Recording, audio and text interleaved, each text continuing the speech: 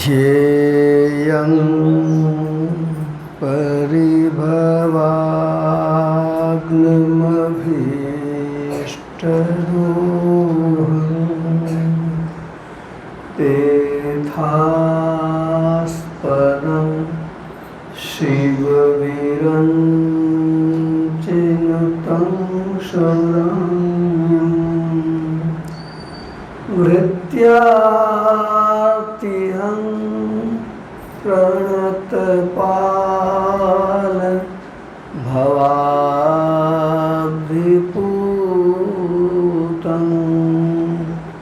वन्दे महापुरुष ते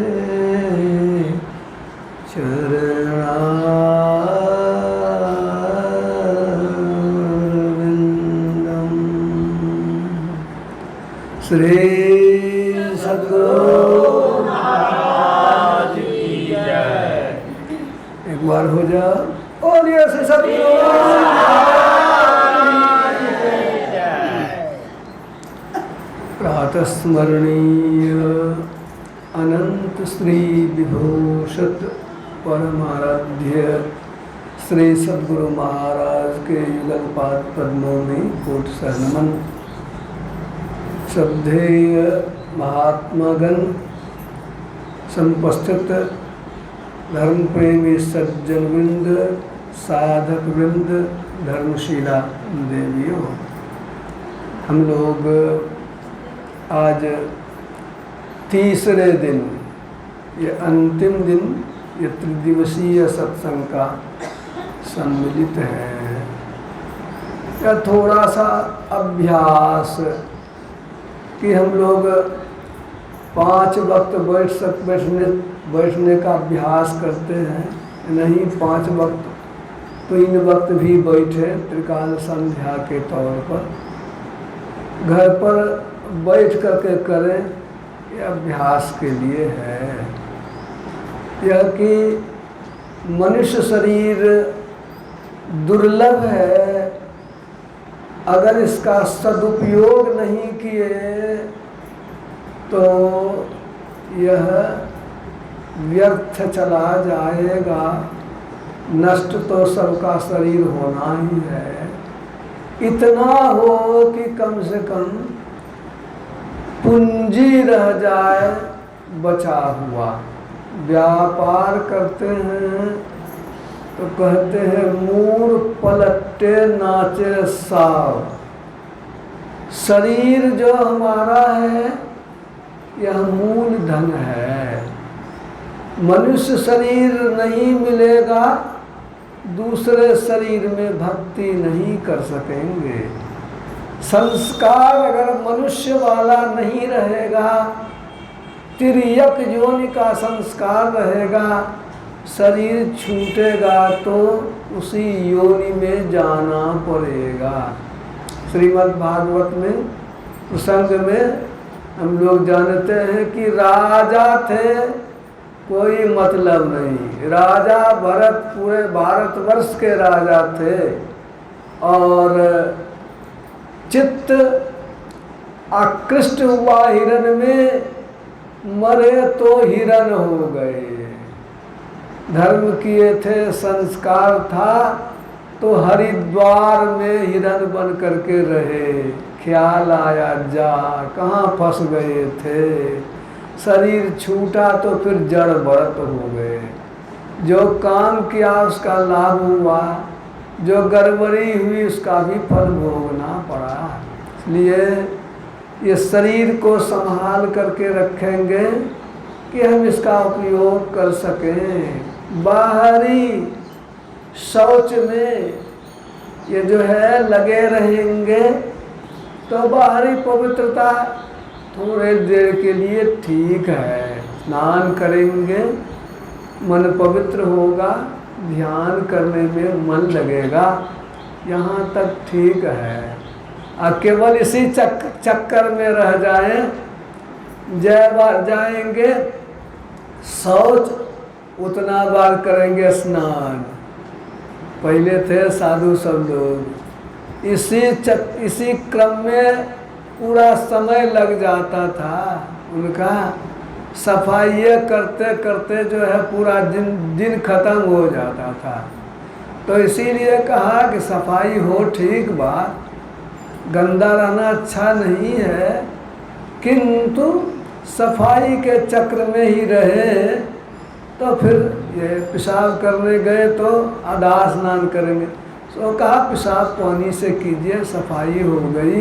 यह भी अच्युतानंद बाबा एक कहानी कह रहे थे कि एक पुजारी थे, भागवत कथा वाचक। बहुत पहले ज़माने में ख्याल होगा कि लोग भागवत कथा कहा करते थे। तो भागवत कथा पंडित जी जो आए तो भोजन करने के लिए बैठे, तो जहाँ भोजन करते फिर वो चौका लगा, चौका पर चौकी लगी, पीढ़ा लगा, और पीढ़ा पर बैठ करके वो जो थाल आया सामने में, तो वह खाने की थाल को जो रखा गया एक हाथ को बाहर कर दिए, ऐसे हवाई जहाज की तरह, डैना की तरह बाहर कर दिए। तो संपादक जी पूछे उनसे, बाबा भोजन कर रहे हैं ठीक बात है, ये हाथ बाहर क्यों निकाले हुए हैं? तो उन्होंने कहा, कर्मकांडी पंडित जी थे, कहा नहीं समझे, अभी बामा हाथ में है, भोजन कर रहे हैं पवित्रता से, दाहिने हाथ से भोजन करते हैं, अब बायां हाथ तो पानी लेते हैं, गंदगी साफ करते हैं, गंदा रहता है, इसीलिए इसको चौका से बाहर कर दिए हैं, बाहरे रहो, हाथ निकाल दिए। संपादक जी थोड़ा थे हाजिर जवाबी सत्संगी, वो थोड़ा बोलते थे गरम होकर के भी। कहा पंडित जी सब तो ठीक ही है, आप जिसको साफ करते हैं, जिससे साफ करते हैं, जिससे साफ करते हैं उस हाथ को तो आपने बाहर निकाल दिया, लेकिन जिससे निकलता है माल गुलाम तो चौकिया पर है। तो कहने का यह मतलब है कि ये इसी क्रम में, इसी बात में दिमाग को उलझाए रखें तो नहीं हुआ। बाह्य ज्ञान शौचन परित्यज्य बाह्य जो रमते नरह स्वमूढ़, यह मूर्खता वाली बात हो गई, मूढ़ हो गया। वह क्या करता है, सोना को छोड़ करके मिट्टी का ढेला लेता है। जिस काम के लिए सुमिरन में मन को लगाना चाहिए, ध्यान में मन को लगाना चाहिए, भजन कीर्तन में शब्द में मन को लगाना चाहिए, चिंतन जहाँ करना चाहिए वहाँ नहीं करके कहाँ से कहाँ जा रहे हैं। गुरु महाराज ने इसीलिए इसको लिखा, सफाई के साथ रहना है लेकिन आडंबर नहीं हो, हिसाब से चले। शौच, संतोष, मास्तिक्यन, दान, ईश्वर पूजनम, ये सब जो है सिद्धांत श्रवणन, ह्रीर मतिश्च, ये सब जो है कहा गया, जो उसमें संतोष, संतोष तो सबसे बड़का चीज है। थोड़े में संतुष्ट हो जाइए, आप सुखी हैं, और अरब खरब हो गया, असंतुष्टि नहीं है, तो आपको चैन नहीं है। दुकान पर बैठे हैं, 10,000 बिका नहीं तो मने नहीं लगता है। अब तो छटपटी लगी हुई है, आज की कमाई थोड़ी रही। ये मतलब कहने का है कि आथम जथा लाभ संतोषा, काम अवश्य कीजिए, ईश्वर को स्मरण करके काम कीजिए, लेकिन वो लालच जो है, तृष्णा, तृष्णान जीर्णा वयमेव जीर्णा, इसके चक्र में पड़िएगा तो नहीं होगा। कृष्णा को कहा यह भंवर, नदी में, समुद्र में घुरना नहीं होता है, नाचते रहता है पानी। नदी में तो कुआं के जैसा छोटा सा होता है, और समुद्र में होता है बहुत बड़ा, 2-4-5 किलोमीटर, 10 किलोमीटर। उसमें पकड़ा गया जहाज तो घूमते रहता है उसमें। तो यह तृष्णा क्या है? ये वह भंवर के समान है। इसलिए इससे बचेंगे कैसे? संतोष से बचेंगे। सुना होगा आपने कहानी, सोना चाहिए, सोना, सोने में जो बाधा डाले उसी का नाम है सोना। राजा को हुआ कि कितना सोना हो जाए। देवी माई को प्रसन्न किया, कहा कि मांगो, क्या मांगते हो? कहा माता जी हमको वरदान दीजिए कि जिसको छुए सोने का हो जाए। अब उसको तो मन में था सोना हो जाएगा ढेर, कहा ठीक है जाओ हो जाएगा सोना। उठा लगाया दरबार, बगीचा में जितना पेड़ था सबको छू लिया, सब पेड़ हो गया सोना का, बड़ा प्रसन्न हुआ, ढेर हो गया। घर में भी जितना सब चीज था सबको छुआ, सोने का हो गया। तब तक में बहुत समय हो गया तो भूख लग गई, खाएंगे। पत्नी को कहा लाइए भोजन। बैठे खाने के लिए, थाली आई सामने में, जैसे छुआ तो सब हो गया सोना का। खाएंगे क्या? रोटी सोना, भात सोना, चावल सोना, अब तो सब सोने का हो गया तो खाएंगे क्या? तब तक मैं पत्नी को छू दिया तो पत्नियों हो गई सोने की। अब तो और मुश्किल हो गया, अब रोने लगा, ये क्या हो गया? देवी माई यह गड़बड़ हो गया। तो इस तरह से जो है फिर देवी माई को प्रसन्न किया, कहा कि नहीं जैसे थे वैसे ही। स्थिति बनती है तृष्णा के चक्कर में, तो संतुष्टि के साथ जिए। समय जो बचा है यह स्वल्प काले, बहुत थोड़ा समय है शरीर में।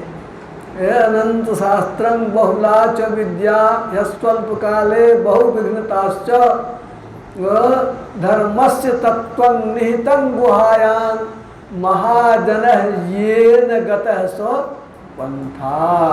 युधिष्ठिर जी महाराज ने कहा था पक्षी को, वो धर्म जो पक्षी के वेश में था, तरह से शौच संतोष मास्तिक्यम, ईश्वर पर विश्वास जरूर होना चाहिए। यह दान में ईश्वर पूजन, दान भी अवश्य कुछ न कुछ करना चाहिए। कमाई होती है उसका एक हिस्सा निकाल के रखिए धर्म में खर्च करने के लिए। पुराना रिवाज हम लोगों के यहाँ है, वो था क्या, अनाज उपजा तो एक बतहवा कट्ठा सूप निकाल के रख देते थे कि इसको अगबर कहते थे। अगाम निकालते थे किस लिए? कि इसको धर्म में खर्चा करेंगे। इसी तरह से जो भी कमाई होती है उसका थोड़ा हिस्सा धर्म में अवश्य ही खर्च करना चाहिए। साल में एक आध बार सत्संग करा लीजिए, साल में जो है कभी और कोई आयोजन कर लीजिए, जो या और किसी अच्छे काम में खर्च कर लीजिए। यह कहने का मतलब है ईश्वर की पूजा तो प्रतिदिन करने का है ही। वो हम लोग जो त्रिकाल संध्या करते हैं यह भी आवश्यक है। तो दान, ये लज्जा, विचार क्या है? कोहं, मैं कौन हूँ? कौन हूँ मैं जानता नहीं। शरीर तो मैं हूँ नहीं, शरीर के भीतर में मैं हूँ। कोहं, आयो कहाँ ते, कहाँ से आना हुआ है? कित जइयो, शरीर छूटेगा तो कहाँ जाएंगे? का सार, मूल बात क्या है? को में जननी, मेरी माता कौन है? को पिता, पिता मेरे कौन है? या को कहिए विचार। इस पर भी विचार करना चाहिए, क्योंकि असल तो उसी का है। बाहरी संसार के लिए, शरीर के लिए बहुत कर लिया, और जाते वक्त या संसार में ही एक सीमा तक ही आप उससे लाभ ले सकते हैं, अधिक नहीं। मैं पढ़ता था सेंट जेवियर्स कॉलेज में, घर में पिताजी की तबीयत खराब और बात हो गई तो घर आ गया। तो आया तो मेरे एक संबंधी को मैंने कहा कि इसको पढ़ने दीजिए। उसने कहा कि नहीं, पैसा वैसा नहीं है, कहीं भेजिएगा तो खाएगा पिएगा ना, भोजन दीजिएगा, खर्चा और करेंगे। तो साथ साथ रहा, अच्छे पोस्ट पर चला गया, अच्छी कमाई हो गई, किंतु शरीर अब छूट गया। अरब खरब की संपत्ति हो गई, ससुराल से बहुत प्रेम हो गया, ससुराले में बस गया, सब कुछ तो हो गया, समझो शरीर छूट गया। जब तक रहा ऑफिसर बन के रहा, संपर्क उतना नहीं रहा लोगों से, अपने आप में मस्त रहा, और आज क्या हुआ तो कुछ नहीं हुआ। वह स्थिति होती है प्रायः लोगों की, जब तक संसार में रहते हैं, अपने धुन में रहते हैं, अपने मन में रहते हैं, और जाते वक्त हाथ झाड़ ज्यों चला जुआरी। वो जुआरी जिस तरह से अंत में हाथ झाड़ के चला जाता है, वही हो जाता है। इसीलिए ये सोच समझ करके चलने की जरूरत है। चित्त को शुद्ध कीजिए, चित्त मंतर गतन दुष्टन। ये चित्त जो भीतर में है वह दूषित है, उसकी शुद्धि कहाँ होगी? है भीतर में। ऊपर से साबुन लगाया, कितना कीमती साबुन लगा देंगे तो क्या होगा? ऊपर कपड़ा साफ होगा, देह साफ होगा, मथा साफ होगा। चित्त की सफाई के लिए सत्संग ही भजन है। साधु संतों के पास जाते हैं, ज्ञान सुनते हैं, श्रद्धा उत्पन्न होती है, भाव जगता है।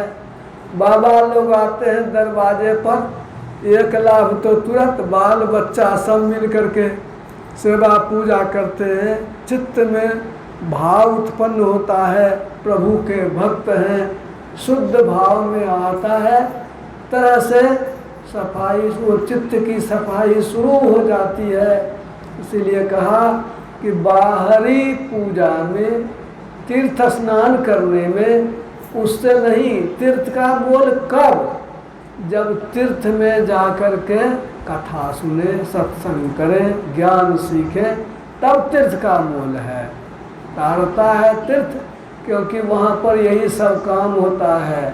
और नहीं ऐसा तीर्थ जहाँ और पॉकेटमारी हो, तब तो गड़बड़े हो जाएगा। इसलिए इसको सोचने की बात। और कहा कि भीतर का जो चित्त है, मदिरा के जो शराब वाला जो बर्तन है, महकता ही रहता है। कतनहु कोशिश कीजिए, वह जो है शुद्ध नहीं होता है। यही कहा कि मदिरा के पात्र को कितनहु धोएंगे, वह शुद्ध नहीं होता। इसीलिए बाहर में कितना भी स्नान करके पवित्र हो तो सो संभव नहीं है। तीर्थे दाने जपे यज्ञे काष्ठे पाषाण के सदा, शिवं पश्यति मूढ़ात्मा शिवे देहे प्रतिष्ठिते। ये प्रभु परमात्मा कल्याणकारी आनंद स्वरूप जो है वो भीतर में है। इसलिए भीतर में हम लोगों को उसकी खोज करनी चाहिए। यह भीतर की खोज के लिए कहा, तीर्थ में गए, दान में, जप में, यज्ञ में, काठ में, पत्थर में हम लोग जो है भावना करते हैं, तो भावो ही विद्यते देवो। भावना में देव हैं, उसमें नहीं है। नौ प्रतीके नौ हिस्सा, वेद में साफ साफ कहा है। प्रतीक में नो प्रतीक ईश्वर नहीं है, प्रतीक में ईश्वर नहीं है। शुद्ध स्वरूप ईश्वर का आपके अंदर में है, आप वहीं पहले खोजेंगे, अपने को जानेंगे, जानते जानते अपने को जानेंगे तो ईश्वर को भी जान लेंगे। उस ईश्वर की खोज करेंगे, कहते दिखाई नहीं पड़ता है। वही रामकृष्ण परमहंस देव जी ने कहा कि ईश्वर किस तरह रहता है जानते हो? किस तरह रहता है? कहा धनियों की जो महिलाएं होती हैं वे घर में रहती हैं, अब पर्दे की ओर से सबको देख लेती है लेकिन उसको कोई देख नहीं पाता। ठीक ही इसी तरह ईश्वर सबके अंदर में है, सबको भीतर में पर्दे की ओर से ईश्वर देखते ही हैं, सबको देखते हैं, कोई छुपा हुआ नहीं है, लेकिन ईश्वर को हम लोग नहीं देख पाते हैं। और ईश्वर को अगर नहीं भी देख पाते हैं और उनके पाने के लिए, उनकी दया के लिए, उनकी कृतज्ञता के लिए प्रभु तुम बहुत अनुग्रह किन्ना, कोई विनती स्तुति नहीं करते, स्तुति प्रार्थना नहीं करते, उनके प्रति अपने ख्याल को नहीं बदलते, तो कहा कि ईश्वर की कृपा नहीं होगी तो उसके भीतर में रहती है माया। सांप के मुंह में रहता है जहर, जहर दूसरे पर असर करता है जिसको सांप काटता है, लेकिन सांप को वह जहर कुछ नहीं करता। ठीक इसी तरह से माया ईश्वर में जहर की तरह ही है, किंतु वह असर ईश्वर पर नहीं करती, करती है उस पर जिस पर ईश्वर की कृपा नहीं होती है। इसलिए सावधानी के साथ काम करें। प्रभु परमात्मा हमारा देख रहे हैं, कर्म फल हमारा कटेगा नहीं, नियम बना दिया है। लिए डरें दुष्कर्मों से, पाप और पारा कोई पचा नहीं सकता। कितना ही छिप करके लोग पारा खाएगा, थर्मामीटर वाला जो पारा होता है उसको कहते हैं, भैंस वाला बच्चा नहीं, थर्मामीटर में रहता है ना, हर मरकरी उसको बोलते हैं। मरकरी अगर खा लेंगे तो शरीर को फोड़ करके वह भीतर से बाहर निकल आता है।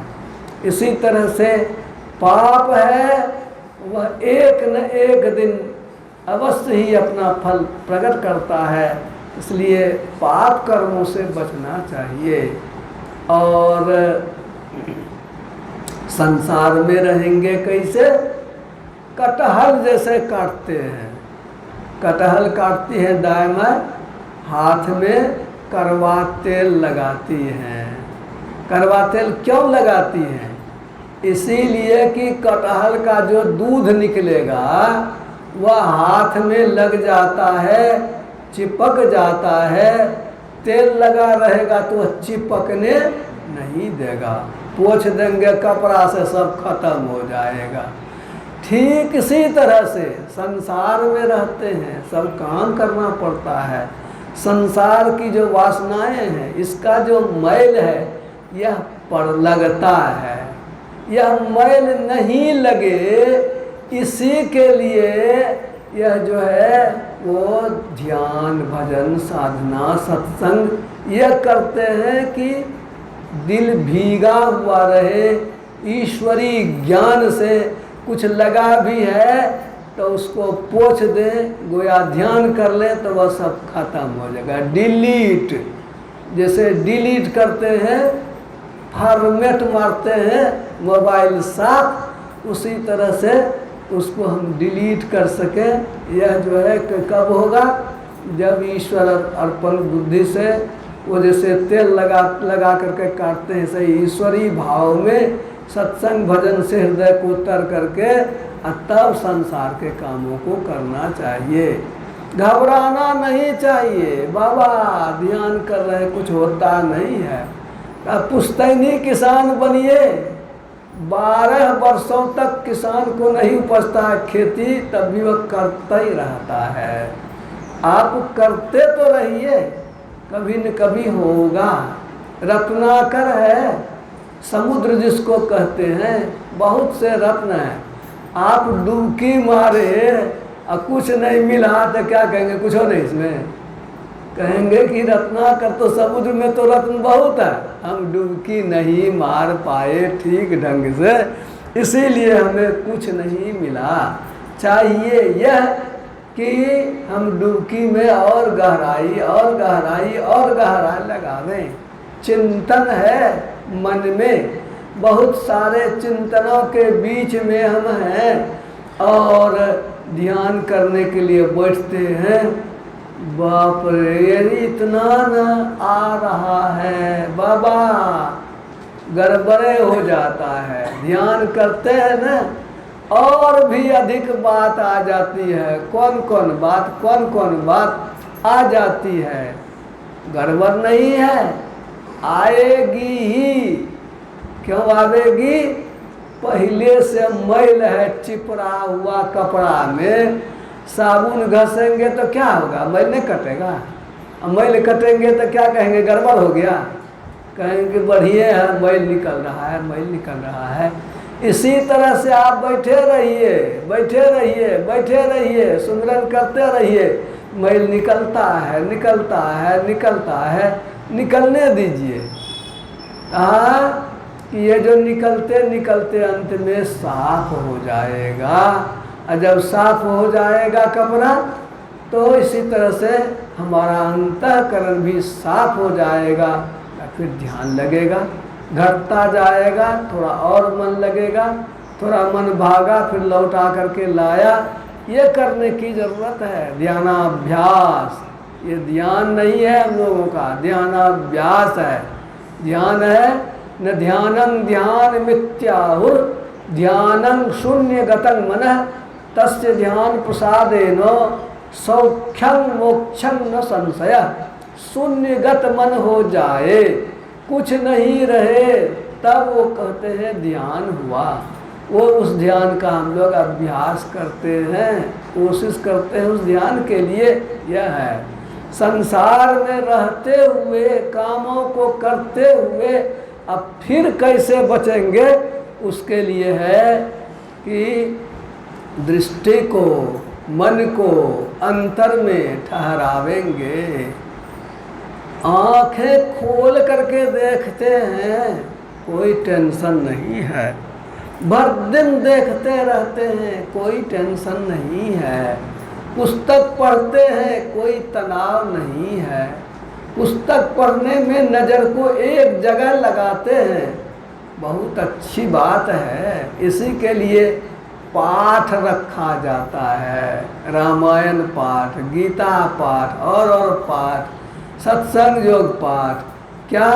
तो हमारी नज़र, हमारा ख्याल दोनों सिमट करके उस पुस्तक के पन्ने पर रहता है। सिमटाव में ही वह पढ़ते जाता है। जब पढ़ते हैं तो फैलाव नहीं है, वह सिमटाव है। मन भागता भी है, फिर लौट के आता भी है, पढ़ते भी जाते हैं, बढ़ते भी जाते हैं, पन्ना का पन्ना खत्म होता जाता है। घंटों रामायण पाठ, मेरे भी मन में हुआ कि एक बार रामायण पाठ करें। 21 घंटा लग गया रामायण पाठ करने में, तो बीच में जगह चाहिए, तो मैं 19 घंटे पढ़ा था। और वो जो 2 घंटे के लिए और लोगों को बीच में रखा था, तुम लोग मदद करना, जब हम थक जाएंगे तो होगा। तो उस समय शरीर में बल था, शक्ति थी, और 19 घंटे पाठ किए। वो देखा, दृष्टि के सहारे मन जो है एकाग्र होता है। गीता को पढ़ते हैं 2.5 घंटे, 2 घंटे, 2.5 घंटे में गीता को स्पर्श पर आप कर सकते हैं। तो तरह से जो है वो पाठ भी सिमटाव की स्थिति है। आंखें बंद करेंगे, अंधकार तो दिखता है, उसमें सिमट करके रहते हैं जहाँ गुरु ने बतलाया है। कोई टेंशन नहीं, कोई तनाव नहीं। वहाँ पर ख्याल करेंगे तो वहाँ पर कुछ दिखाई पड़ता है। सिमटी हुई हालत में वह जो दिखाई पड़ता है वह असली बिंदु नहीं है, लेकिन वह मानस ध्यान है बिंदु का। आपने ख्याल किया, उस ख्याल के मुताबिक वह रूप बना, सिमटा हुआ रूप बना। जो आदमी इतना भी करता है तो उसका मन धीरे धीरे बहुत ठीक हो जाता है, और काम भी करते समय उसका ख्याल करता है कैसा देखे थे, किस जगह देखे थे, वो जो देखते हैं वो ख्याल करता है। सूक्ष्म मानस ध्यान है यह, और ऐसा करने से स्थिति बदल जाती है। ये कमठ दृष्टि की स्थिति यही है। जल में कछुआ, अब अंडा है उसका बालू पर, ख्याल है अंडे पर तो अंडा ठीक है। इसी तरह से संसार के कामों में, माया के जल में आप कछुए की तरह हैं, लेकिन अपना ख्याल, अपना जो वो सोच जो है, जो देखा था, जो करते थे उस पर ख्याल करेंगे।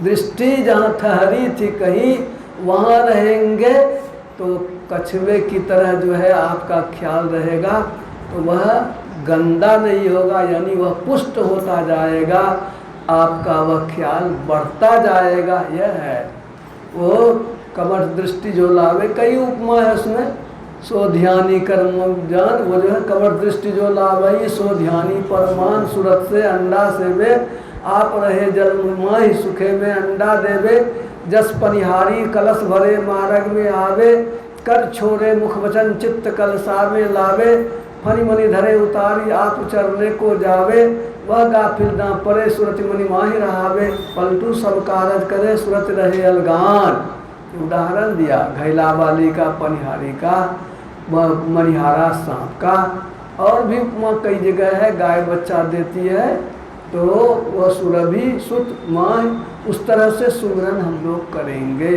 और भी सुमरन सब कई तरीके से दिया है, कहा है। तो मेरे कहने का मतलब कि सूरत को संभाल करके रखेंगे तो हमारा काम आगे का होगा, और इस तरह से जीवन को हम लोग बिताते जाएंगे। सत्संग भजन का भी काम होगा, अंतर में सुमरन का भी काम होगा। थोड़ा भोजन को संभालेंगे।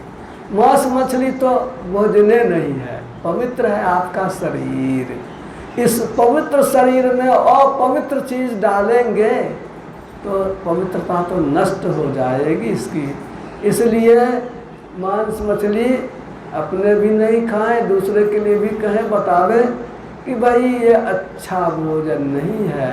शुद्ध भोजन, सात्विक भोजन, एक नंबर का भोजन है पत्र शाक और फल। वो आपका सब्जी भी फल ही है, भले मीठा नहीं लगता है लेकिन विटामिन बराबरे है। परवल खाइए और सब्जी खाइए, विटामिन है उसमें, मीठा नहीं लगता है। तो पत्र शाक और फल एक नंबर। दूसरे नंबर में आता है दूध और अनाज, सब है। प्राकृतिक चिकित्सा में बहुत खोज हुआ है सब पर, तो अब अधिक नहीं समय कह रहा है कि फिर तो ध्यान करना है 9 बजे से। इसलिए हम लोगों को चाहिए कि हम लोग इस ज्ञान को सुनते जाएं। कुछ नहीं, सत्संग योग पढ़िए, गुरु महाराज का प्रवचन पढ़िए, उतना बढ़िया कोई नहीं आपको कहेगा जितना गुरु महाराज ने कहा है। गुरु महाराज का प्रवचन लिखा हुआ है, थोड़ा थोड़ा समझते जाइए, जहाँ दिक्कत हो पूछिए। मैं कहता हूँ लोगों को कि भाई वो दूर में हो तो फोन करके पूछ लो, लेकिन करो। ऐसे लोग सब हैं, जाना होता है बाहर में तो लोग सब मिलते हैं फ़ोन पर, जिससे भेंट नहीं है उससे भी, विदेश में है उससे भी, तो अमेरिका में है वह भी। तो सही समझ नहीं रहने के कारण समय हमारा बर्बाद होता है। ध्यान भजन तो करते हैं, जो लाभ होना चाहिए वो नहीं हो पाता है। इसलिए सबसे यह है कि सत्संग जो मूल पुस्तक और सुधा सागर में गुरु महाराज का प्रवचन है, बहुत अच्छे अच्छे प्रवचन उसमें हैं संकलित किए हुए। लोग पढ़ेंगे, किताब तो महंगा है लेकिन ये मोबाइल में किताब है। आपके घर में बड़ा वाला जो मोबाइल है उसमें खोज लेंगे तो बहुत सारी किताबें हैं बिना पैसे का, उसमें आप खोल के पढ़ लेंगे। बच्चा सबको कहेंगे खोल के पढ़ देगा, सुन लेंगे आप। इस तरह से सत्संग करें। अब एक वक्त का सत्संग और है, धरारा से बारंबार फ़ोन आया आने के लिए। मैंने कहा कि नहीं, 3 दिन का समय है, इसको पूरा कर लेने दीजिए। तो मेरा विचार है कि आज शाम में ही सत्संग खत्म होने के बाद धरहरा चले जाएं, चूँकि इस बार साधक वहाँ बहुत आ गए हैं। अगर बाबा की कमी हो गई है, संपादक बाबा कलकत्ते में रह गए हैं, इसलिए जाना होगा करके फिर हम आते हैं। इस बार रहेंगे। वर्षक हमको है कि 10 तक इलेक्शन है, 10 रिजल्ट है, 7 तक इलेक्शन है ना, होगा 10 तक हम रहेंगे इधर ही।